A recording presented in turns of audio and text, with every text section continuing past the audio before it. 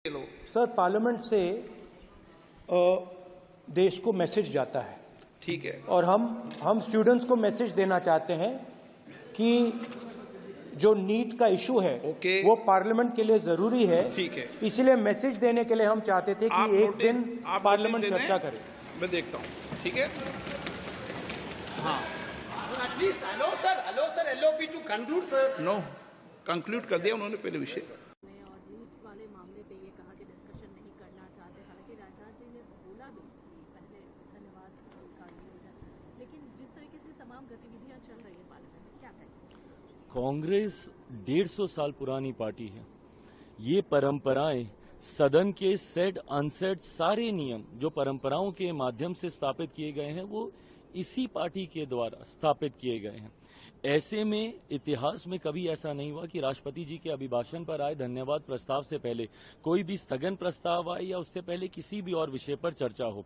सबसे पहले राष्ट्रपति जी को जो दोनों सदन को संबोधित करती हैं, उसके बाद धन्यवाद प्रस्ताव सर्वसहमति से सदन से पारित कर उनके पास भिजवाया जाता है, और उसके बाद अब जिस भी विषय पर आप चर्चा करना चाहें सरकार चर्चा करने को तैयार है। ये बात डे वन ही चेयर की तरफ से भी कही गई थी। ऑनरेबल स्पीकर ने भी इस बात को प्रमुखता से कहा। आज केंद्रीय रक्षा मंत्री राजनाथ सिंह जी ने भी इस बात को प्रमुखता से रखने का काम किया। पर सिर्फ हंगामा करने के लिए आप हंगामा करेंगे, जबकि नीट का विषय विपक्ष भी जानता है। सरकार के पास इसमें छुपाने के लिए कुछ नहीं, सरकार का क्या लेना देना। बट हाँ, जो जानकारी सरकार के पास आई है, सरकार का उत्तरदायित्व तो बनता है कि अपने हर स्टेक होल्डर से सरकार बात करे। इसमें कई बच्चे ऐसे हैं जो कि री एग्जामिनेशन के पक्ष में हैं, कई विपक्ष में हैं, कई नहीं चाहते कि री एग्जामिनेशन हो, और ये दोनों पक्ष न्यायालय गए।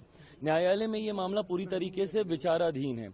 ऐसे में पेपर लीक जैसा एक गंभीर विषय भी सामने आया है।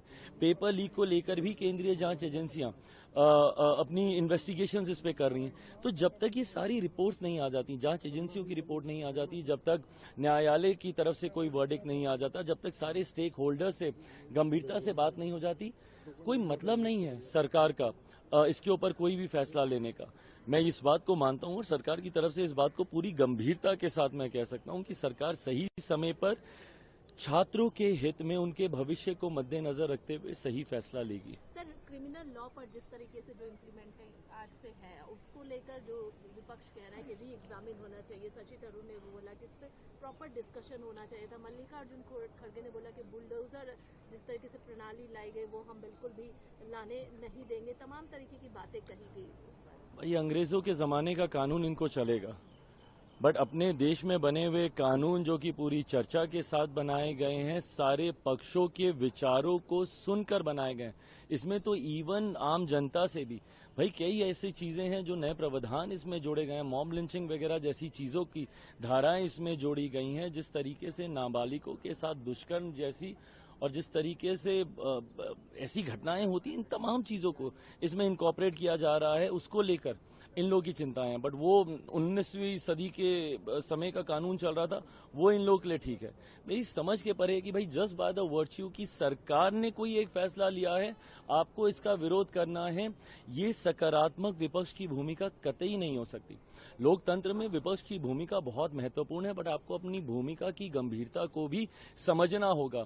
हर विषय क्योंकि सरकार के द्वारा लाया जा रहा है सिर्फ इसको अपोज करेंगे, ये सोच पूरी तरीके से गलत है। भैया, चर्चा होकर इस कानून को बनाया गया, अब इसको लागू नहीं करेंगे तो क्या? कल को जब नारी शक्ति अधिनियम को जब धरातल पर उतारा जाएगा, फिर ये लोग बोलेंगे कि भाई दोबारा इसके ऊपर चर्चा हो, दोबारा इसके ऊपर चेंजेस हो। क्यों हो भाई? जब एक बार जब तमाम चीजों की चर्चा होगी, अब जो उसको धरातल पर उतारने का समय, इम्प्लीमेंटेशन का समय है, और अब तो क्या इम्प्लीमेंट हो भी गया, उसके तहत पहली एफआईआर भी उस पर दर्ज हो गई है।